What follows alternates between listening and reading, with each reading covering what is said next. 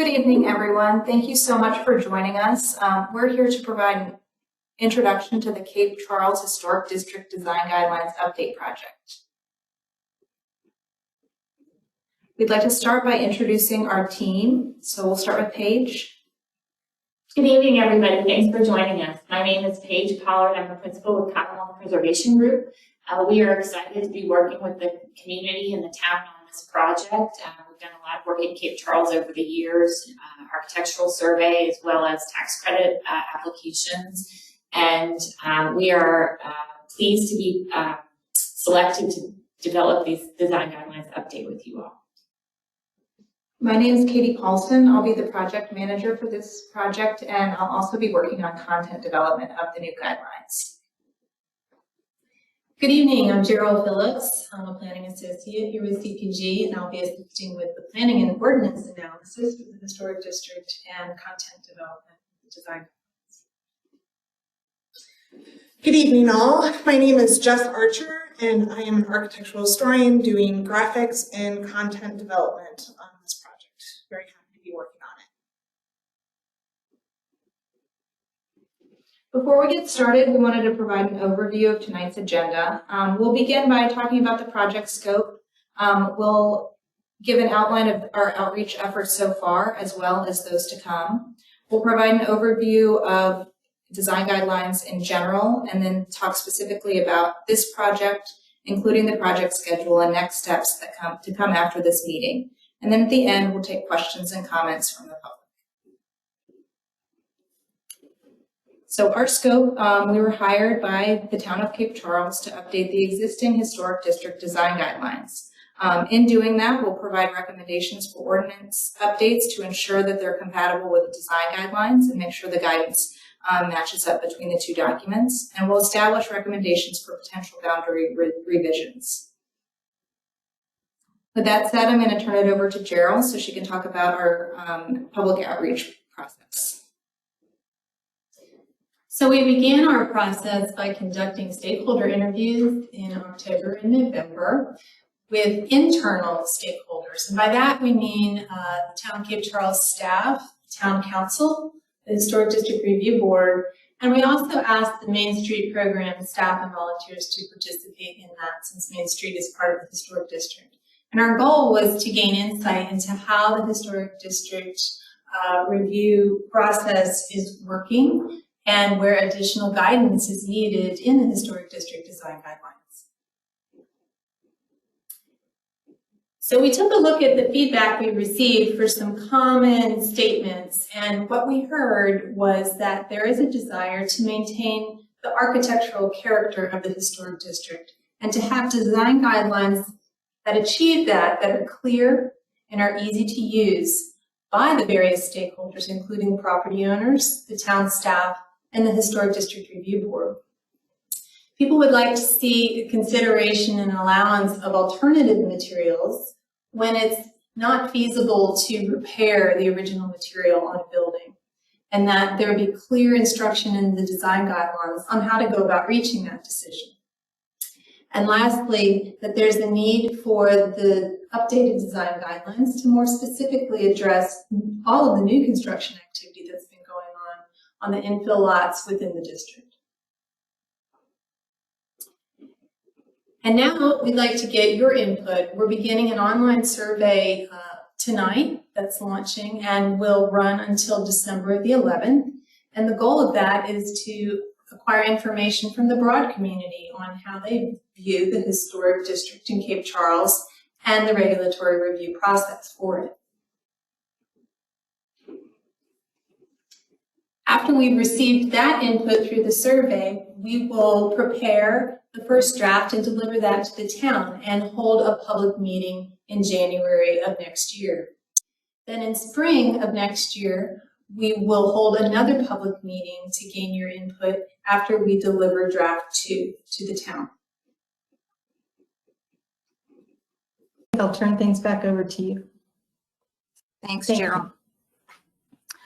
So now that we've kind of explained the work we've done so far, which is really based in that internal stakeholder interview process, we're kind of opening it up with our online survey and with tonight's meeting to kind of get more of the public side of comments, which we'll also put into our guidelines draft, the first one we submit to the town in January. So with that, we kind of want to walk through the goals and priorities and purpose of any design guidelines project, as well as kind of how we will tackle the unique challenges seen in Cape Charles. So generally, all design guidelines should clarify historic district expectations. This includes ensuring that the guidelines are clear and easily understood by all users, which includes staff, the review board, and of course the applicants. If the applicants can't understand the guidelines, it's very difficult for them to prepare applications. They should also establish process for managing changes within the district. So it's important to understand that change is going to happen within your historic district over time, and design guidelines are put in place to manage those changes, not to prevent them from happening. And then finally, to help staff and review board members consistently review applications. So design guidelines should be clearly written so that all decisions made by staff and the board are consistent. We have heard in our initial interviews that this has not always been the case, largely due to turnover both at the town level and on the review board itself. So really kind of firming up the language in the guidelines so that it's clearly interpreted by everyone kind of in a consistent manner is really important to us as we move forward. So within Cape Charles, our hope and goal is that the updated guidelines will help to retain the historic character of the historic district, also to meet the Secretary of the Interior standards for rehabilitation. So I wanted to pause here for just a second and kind of explain that a little bit. So there are 4 levels of standards at the federal level, which include rehabilitation, preservation, restoration, and reconstruction. And of those 4 levels of guidance by the Secretary of the Interior, the standards for rehabilitation are the most lenient. These are the standards that are used most often in the review of historic tax credit applications, but they are also the ones that are most often utilized by review boards to guide their design guidelines and their design review process. And then finally, we want these to respond to the Cape Charles Historic District Guiding Philosophy. This document, I'm not sure if it's published anywhere on the town website, but it was developed in response to a joint meeting between town staff, town council, and the Historic District Review Board at a meeting in April of this year. So we're really sort of, that's kind of the document that we're going to use to try to align the guidelines with the sort of philosophy of the town. And this is sort of the framework we use when we develop either new guidelines or update old guidelines. We employ this framework to ensure that the guidelines meet the needs of the community. So first of all, we want them to provide a consistent set of guidelines for existing and future stakeholders to follow to ensure defensible decision making and ideally reduce appeals.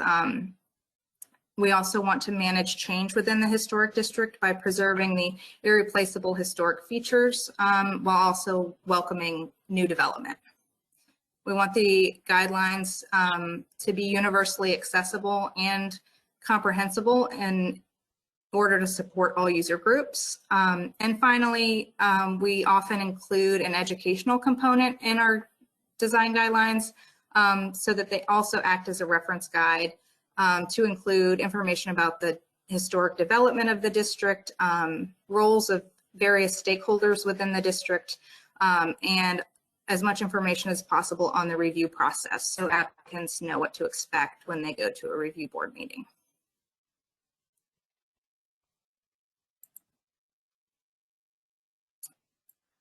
So this is an overview of our project schedule. So we are, I don't know if you can see my cursor, but we're in the November to December range at public meeting number 1. So you can see what we've worked on so far in September and October, as well as what we've provided as a deliverable to the town so far.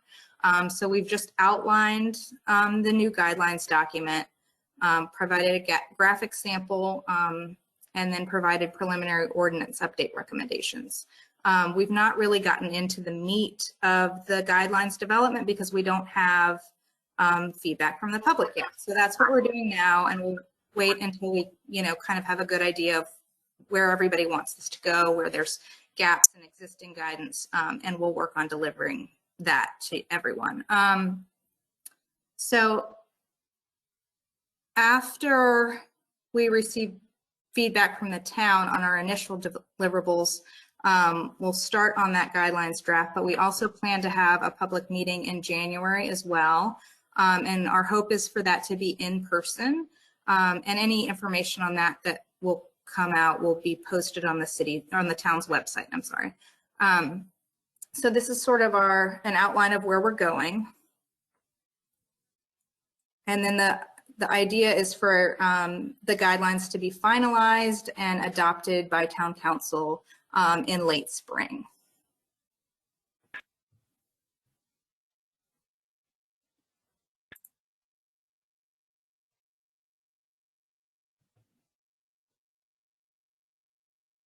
All right. And so, as we mentioned, there is an online survey that's launching tonight. This is the link to the survey. It's also going to be available on the town website under the news and announcements section. And we're also going to provide this PowerPoint presentation to the town to post on their website so you can reference it at a later date. And then we're going to take questions now, but if you have any other questions, you can reach out to us on the email address listed here, which is admin@commonwealthpreservationgroup.com. So I think we're ready to open it up to questions. Okay, Katie, a few have come into the chat box as we are going through, and so I think the first one is from Jennifer Cochran, and she's asking who we have heard from so far as interviews, stakeholder interviews. So as Gerald mentioned, we've done in-person interviews with town staff, town council, and the Historic District Review Board, as well as the executive director of the Main Street program and a few of the Main Street volunteers who also serve on some of the other boards that we spoke with and town council. I would add that the stakeholder interviews thus far have been so that we can get a handle on what the policies and procedures are, as well as the goals of that group. And we're now moving into that public engagement phase, which is why we are distributing a survey, providing an email so you guys can interact with us, and also going through this question and answer process this evening. And as the schedule shows, this is not the only time to provide input. This is just the first time we're introducing ourselves to you all and outlining the project that we've been asked to perform. Excellent, thank you. The next question was, what other towns have you given guidelines to?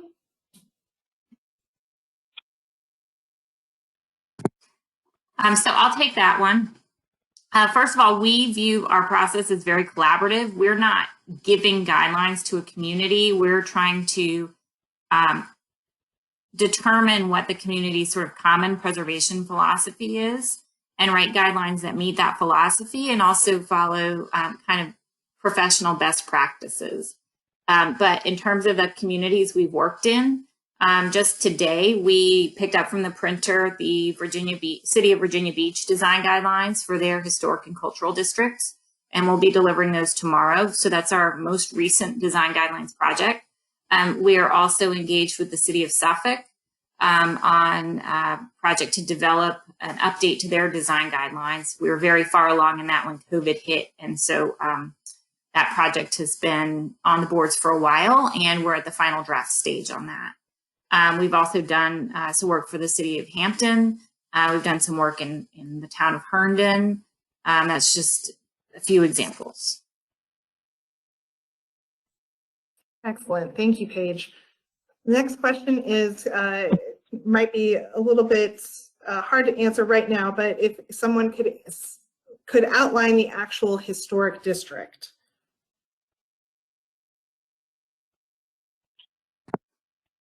I think currently there is an existing overlay zoning that establishes the historic district boundaries, and that information is available from the town.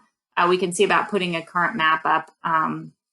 Either maybe we can ask the town to make sure it's on the website, but we have been asked to review those boundaries and provide a detailed map to go along with the design guidelines. That would be part of that document. So while there are current boundaries established by the zoning overlay at present, one of the things we've been asked to look at is whether those boundaries are appropriate or if there need to be revisions. And that set of recommendations would come forth in our final ordinance update recommendations. Excellent. Thank you, Paige. The next question is from Adam Charney. He asks, does this only apply if you are seeking historic tax credits?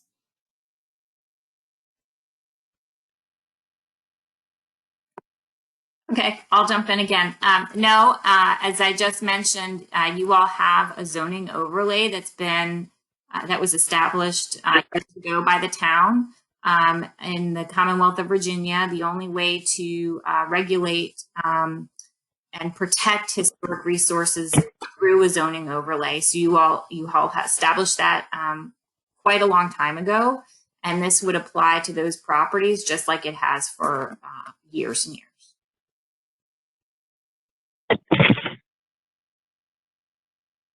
Great. I think hopefully we answered who is public feedback, especially with the slide that we have online. It's open to all who want to provide feedback.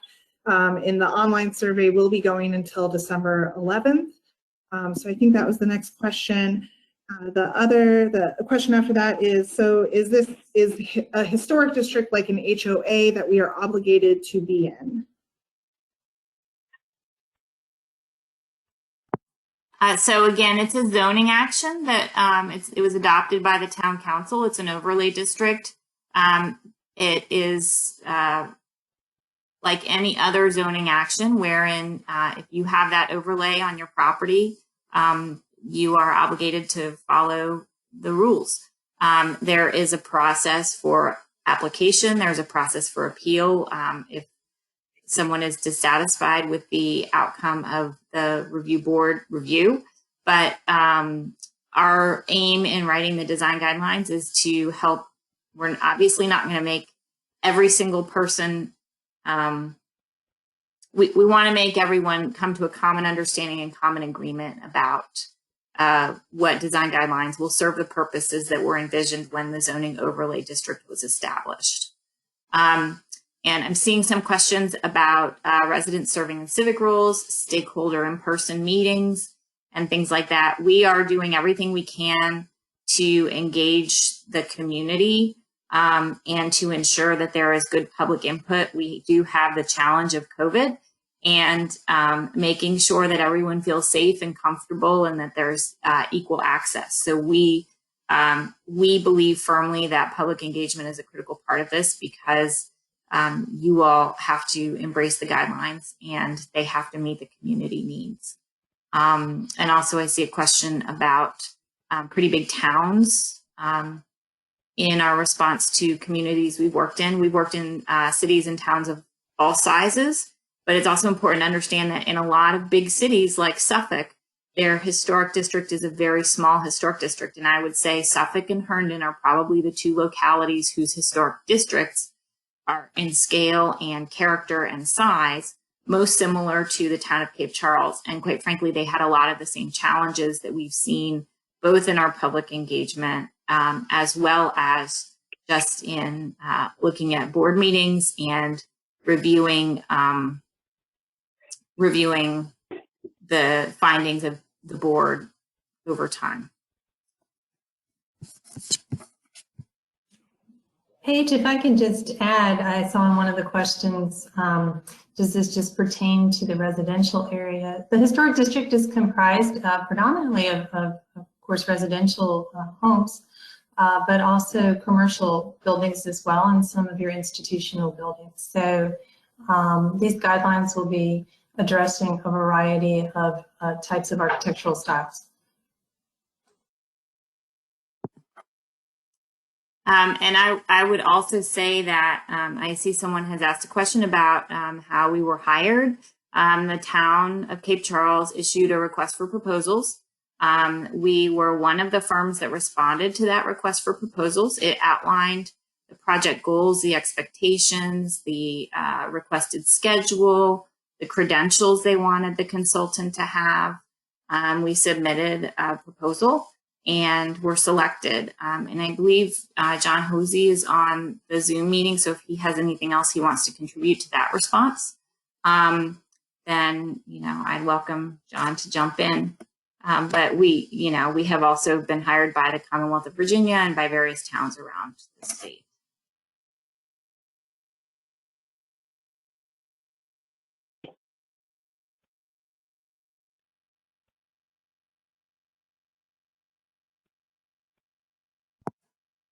So again, I think the purpose of this presentation was really to just introduce ourselves and talk in a very broad measure about the project as a whole, and to outline for everyone what the public engagement process will look like. I'm hoping that there are some other participants who might have some questions or look for feedback or want to provide their thoughts. So I welcome anyone else who wants to engage. Please drop your questions in the chat box and we will attend to them.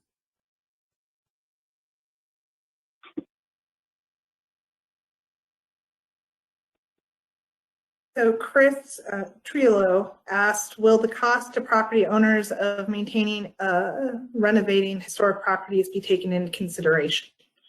Which was a great question.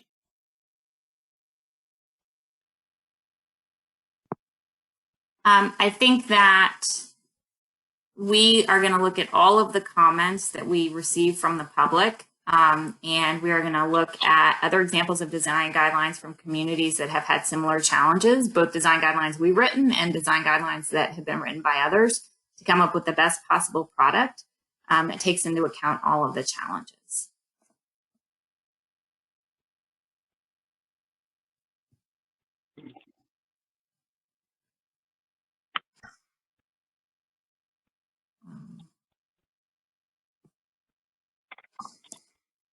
There was a general comment that a community meeting is needed, which is what we're trying to fulfill tonight. With it being online, again, Paige had mentioned the challenges due to COVID, but in January there will also be a chance to meet in person, hopefully, and go from there. And we also have the online survey, which launches tonight and will run for the next month. So that's a great opportunity to send us your feedback. And then we also have our email address if you have any other comments that you want to send us. Feel free. I do see a question from someone asking how you address keeping as much historic character as possible with those wanting to redevelop property and talking about cost and rental purposes. Typically, the standard best practice for maintaining a local historic district is to really zero in on the protections around the historic character defining features, meaning those features that make a property have a special sense of place, a special aesthetic that really make the community what it is. The purpose of a local historic district designation is to protect those features, and then to provide allowances for the things that aren't the things that aren't the most important historic character defining features. So for example, maybe a little more leniency with the design of new construction without diminishing the integrity or the overall quality of the place. Maybe there's a little bit more leeway for non-contributing, non-historic resources that already exist. Again, focusing the energy, the investment, the time on the historic resources. That's typical preservation best practices. I sense from this community, and we knew this going into this meeting, that there is a lot of tension and a lot of questioning of this process. And I think it would be irresponsible for us to get too far into making decisions about what is going to best react to those tensions and provide you with a solid product before we get input across the board.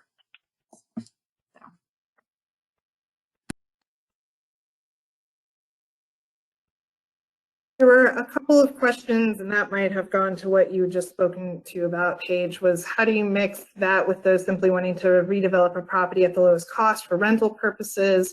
Or what about those properties that don't renovate and let their properties slide? Well, I think that's a question that, the town staff has also brought up, is that they're hoping that we can provide some recommendations about how to address kind of property maintenance and enforcement, just in general terms, given the challenges that they have with staffing. That is something that we're going to look into, and that will be part of our recommendations. I think it's important that, the minimum property maintenance code is followed throughout the entire town.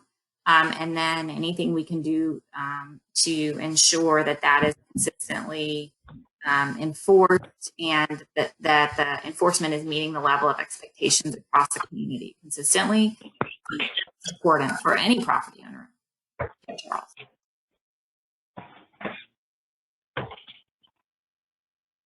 There's a question of why should anyone tell me what I need to do with my property?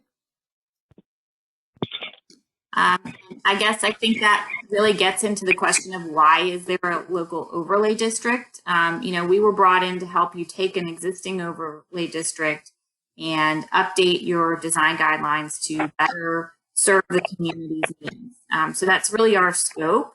I wasn't around decades ago when the historic overlay district was written, so I can't, I would only be guessing if I told you why that was done, but I will suggest that this is a rare type of a community with a rare level of integrity, and I would anticipate that district was adopted because people in the community at the time valued that and felt that it was an important asset to protect.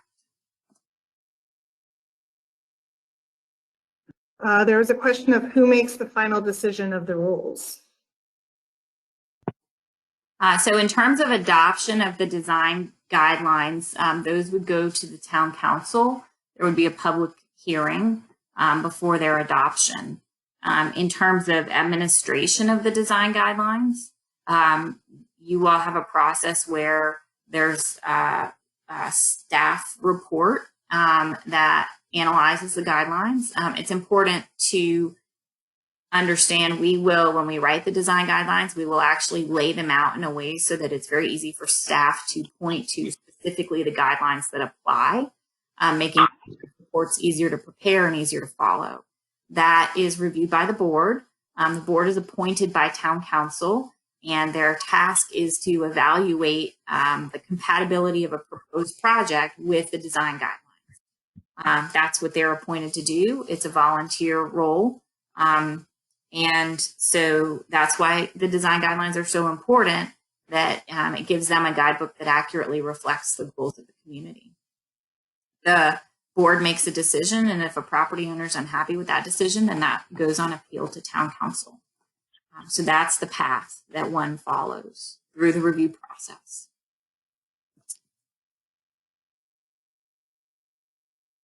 Excellent. Thank you, Paige. The next question is, can they make this meeting more public than this one? I'm not quite sure about if they're asking if we're going to have another meeting, or if this is going to be made more public or shared. Not quite sure. Well, I think we've covered the topic of public engagement. We could go back through the slides so we can make sure that everyone in the community has kind of a rough sense of the schedule. But, you know, we're releasing an online survey tonight. We would love feedback through that. We would welcome comments to the email address that you see up on the screen. And we will have a couple of other opportunities for public engagement. And we've intentionally set those up so they occur between deliverable cycles so that we're sure that we're getting the input that we need from the community as we go in developing the guidelines. Excellent, thank you, Paige. So yes, there will be more than just this one public meeting. There will be more. There was a question about what are the qualifications of our town council to decide what I do with their home. Typically, the way that an appeal process works is that if someone appeals to town council, they're appealing on the, usually it's the illegality or the incorrect nature of the review board's action. And so council is supposed to look at it from that perspective. And that is a process that's kind of set up. The state code is, I would have to go back and look at the state code to say if it specifically outlines that process, but that process is kind of what is envisioned and what most communities in Virginia follow. So again, I'm just telling you how it works. I'm not making the rules. Thank you, Paige. There was a comment that there have been many violations of the existing historic district rules. Most are not being enforced, and how does this change? Well, again, I think the town has asked us to look at making recommendations about how enforcement can be how they can approach enforcement in the most efficient and equitable way possible. So we'll be making recommendations in that regard. You know, I think that it's very clear that there are a lot of folks in the community who are very focused on this project and on the historic district in general. I think it's important to remember you guys have an important asset in your historic district. We, because of the work we've done in the community, we understand the value of that asset, and we just hope that we can work from this meeting to a point where everyone in the community at least has a comfort level with the local historic district and the design guidelines that support it. Great. There was a question of what other strategies beyond the existing convenient sample survey will be employed to reach less engaged stakeholders. How will the survey results be weighted and utilized? I think I don't know how to be more inclusive than a mailer and a utility bill, which every single person in the community receives. But I understand that for some in this group, that's insufficient. We are working with every idea that we have. And again, you've got an email address. So if you want to send us suggestions, we would love to take those into account. And if the project scope accommodates for that, we will certainly pursue whatever suggestions that that come our way. I wouldn't call it a convenience survey. We're making it available for anyone and everyone to participate. We are asking folks to identify whether they're property owners within the district or not, just so we can understand the perspective. And we are, again, as I've said, we're challenged by COVID, but we're hopeful to have as much community engagement as we can muster given the current environment.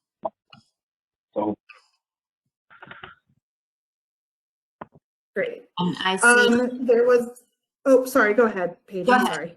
Go ahead, Jess. Oh, I was just saying that there was a general comment about for new construction in the historic district, there was a ask to please refer to the Bayside Villages section of Bay Creek, which was designed to replicate the historic district. Their architectural specs are great and will create unity between both sides of the town. Excellent suggestion. We will definitely look at that. There was another question of what the qualifications of those deciding what I do in my home, which I think we have covered, but I don't know if Paige, you want to add anything else? Again, I think as a certified local government, the town of Cape Charles is required to appoint members to the board that meet a certain set of qualifications to ensure that the board continues to maintain the professional preservation best practices that the Commonwealth of Virginia and the National Park Service recognized when the certified local government status was given. And so we aren't involved in appointing the board, but that is the mechanism by which the board's credentials are managed. And you all are fortunate that you have that certified local government status because it helps ensure a level of professionalism in terms of understanding and knowledge about construction and design and historic fabric. That's what that designation recognizes. And I see a question about this focus on the exterior appearance, or will we suggest controls on the interior? The Commonwealth of Virginia establishes the authority to create a local zoning overlay, and it is only for exterior alterations. So that is all that the design guidelines will address.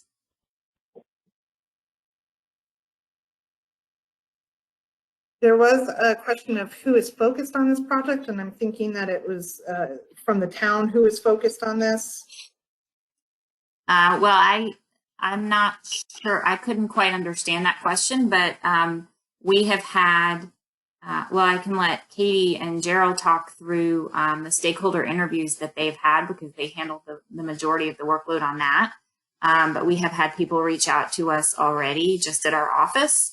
We've got 26 folks on this meeting. It feels like a smaller group given, that we've got a couple of people who are really engaged in asking questions, but we've got 26 people on this meeting. We're hoping, and we will be able to track how many people we engage through our survey. And we're also hopeful that as this project gains momentum and that as people see us taking photographs of buildings and, more present in the town, that more interest will grow and we'll have a much larger audience in January. Excellent, thank you. There was a comment that there's a group of full-time, long-term historic district residents who definitely wish to meet with us and that they can arrange that. And I think that, I'm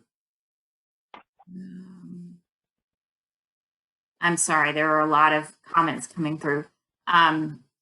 I think that we just need to talk with the town about how we manage that from the standpoint of COVID and places to meet and et cetera. So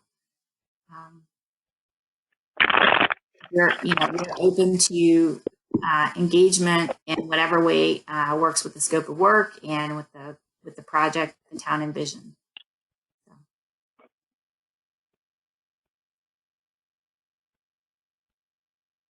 Well, look.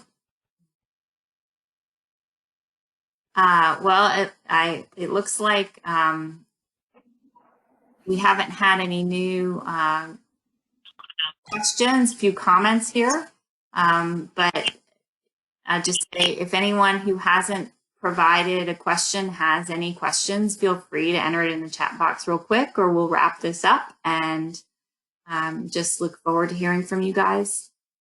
Through the survey and by email, and also in any future public engagement, as well as the January meeting. And please do encourage those who were not able to participate tonight to go to the town's website and look under news and announcements, where this link to the online survey will be available, and we will be posting this presentation as well.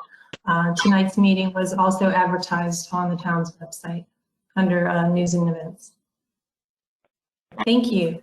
We did get one last question, which I'll answer. Yes, the guidelines will address outbuildings and sheds and provide clarity around that topic. We've heard that has been a point of contention at times. So try and make that very clear for everyone. All right. Well, thanks to everyone for joining us tonight. We look forward to working in your community, and hopefully we succeed in making a big difference. Thanks, everyone. Thanks, everyone. Thank you, everyone.